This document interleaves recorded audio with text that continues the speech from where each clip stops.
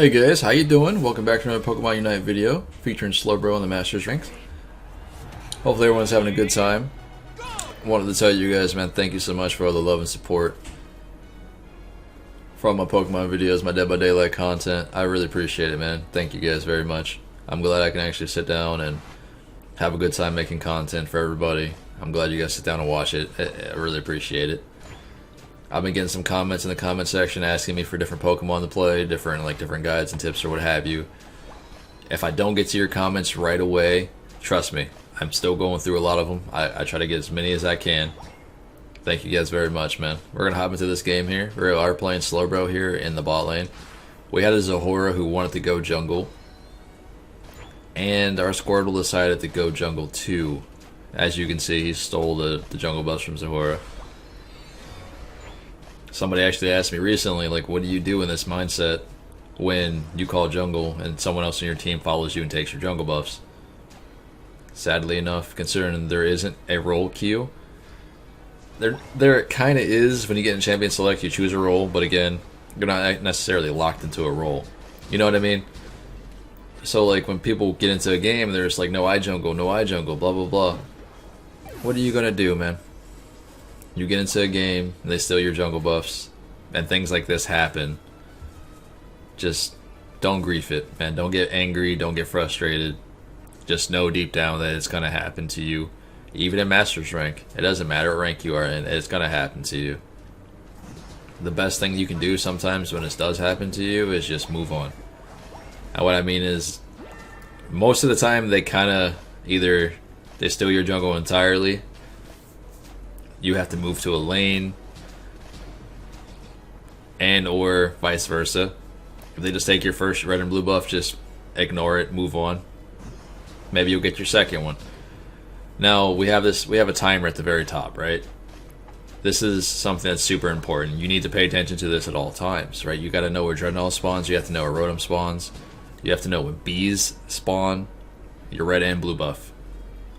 So if they take your red and blue buff early game, the very first ones, just be mindful, be ready for when they respawn and get right on them and try to take your jungle back. Don't get frustrated, don't leave the game, don't AFK, just keep going, man. Like I said, it's going to happen to you. Whereas this Squirtle right here is level 4, he could have been level 5 if he was down here in the beginning. You never know. But hey, it is what it is. We are picking up Amnesia and Surf on this game, by the way, and I am running Rocky Helmet, I'm running Shell Bell, and Sash. Now I always go pure tank items when I play Slowbro. I always go pure tank items and I run Snorlax or Wigglytuff. Now I do always run Scope Lens and Wigglytuff because slaps do hurt, but when I'm generally trying to play a tank, I always run pure tank items because as Slowbro, I am a tank. I'm not an assassin. I'm not Zahora, I'm not Greninja, I'm here to support my team, I'm here to stop the carries from killing my carries. So I always take Telekinesis, just because it can stop enemy Pokemons from killing your carries. So i.e. like Greninja or Gengar. Now, it's rare that I see Gengar now. And when I do see Gengar, people are still playing Shadow Ball Hex. Hex Sludge Bomb, excuse me. They're still playing that. I don't know why. People swear by it, it still does damage, what have you. It does do some decent damage, it still does. It's just not as good as it used to be. But in this aspect, like, Telekinesis will stop a Gengar from hexing and or Sludge Bombing your team. As long as you land the skill shot. It stops Greninja from executing with Surfs. You know, it does so much work as long as you can actually land a skill shot. Slowbro does a lot of crowd control. He brings a lot of tankiness to your team.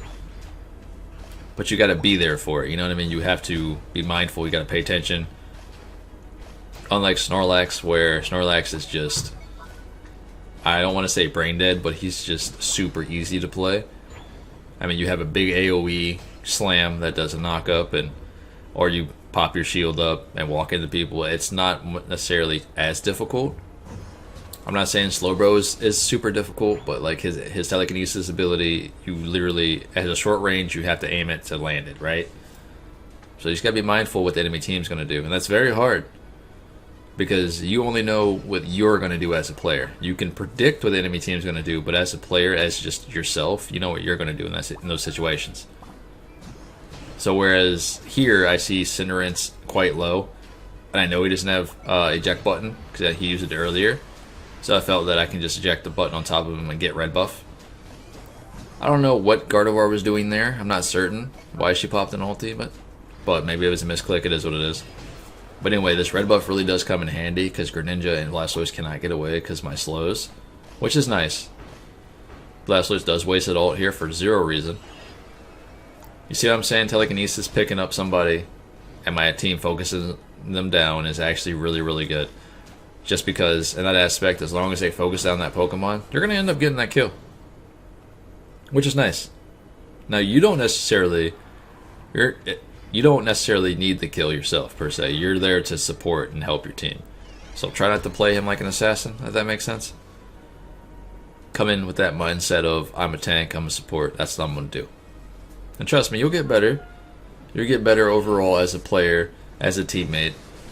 This was kind of scary, I'm not gonna lie. Like, I didn't think Zahora was gonna come in with me. I thought he was just gonna pop an ult and try to leave or what have you. But look at that Surf doing work, guys. Look at that Surf doing work. Land a Surf, Zahora gets out with like, what, 5 health or something like that? Like, it feels good though. It really feels good. Now, Blastoise is down here by himself. I don't know if we're gonna be able to make it in time, but we're gonna try. We really kind of need to get this Dreadnought here if we can get it. Which is great. This is how tanky this Pokemon is though, Blastoise. This is why I think he's probably one of the best tanks in the game. Like, second, I want to say. Wigglytuff, definitely number 1. I mean, this is my opinion. It is what it is. But I do think a lot of people would agree that Wigglytuff is probably the best tank in the game. But in any case, I could be down there helping out Blastoise, but considering he has Rapid Spin, I felt that he was going to be able to get away, so I might as well come up here and try to cap this. Because Greninja is dead and the enemy Blastoise isn't paying attention, so I should be able to get a free score. So we're going to try to help this Gardevoir right quick, and we end up running into another Blastoise ultimate. But I do get Telekinesis off. We just don't do enough damage to kill him right away. But thankfully... Oh man, I always forget this Pokemon's name. I swear, every time.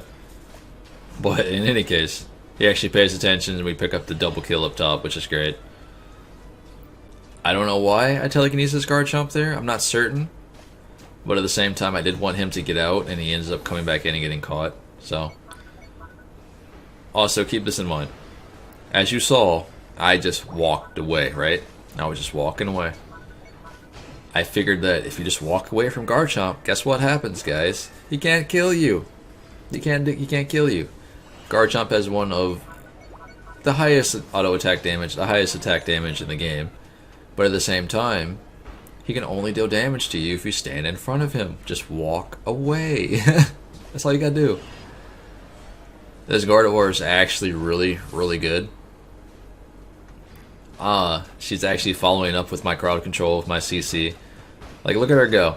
Like, I don't know what she was doing earlier when she popped the random ultimate, but she's actually doing really well. So sometimes it's moments like this when you're playing a tank, or you're playing a support, where your carry pays attention. It feels good. It really does. Like Cinderace, I felt bad for Cinderace there, Mr. Mime, because Mr. Mime is not doing anything relevant to this game so far. But at the end of the day, he wasn't going to be able to save Cinderace, so hey. Now, you could argue we don't need Zapdos. We don't. My game plan was to try to get the enemy team to come down and see us do Zapdos and try to intervene. As you saw, my Surf knocked into Gardevoir's ultimate, and we ended up picking up a couple kills that time, which is pretty good. But I was trying to get them to come down here to actually try to contest Zapdos. Because if we were able to ace them and or kill a few, they wouldn't be able to get Zapdos, right? So, might as well give it a shot at the end of the day. But, anyway, as you can see, try to pay attention to my positioning throughout this game. As I'm playing Slowbro, I try to play with my team and only with my team. I don't try to be a 1v5 hero. I did pop an ult early on Garchomp there, just because I didn't know if he had an ultimate, and that would have been a really bad situation for us to be in if he actually ulted, considering we were so close together. But again, this Pokemon does have a lot of crowd control. Look at this. Like, what are you supposed to do in that scenario? You can't get out of it unless you have a full heal, and not a lot of people don't run full heals. So I mean, sometimes you just gotta sit there and take your beating. I mean, it is what it is, right?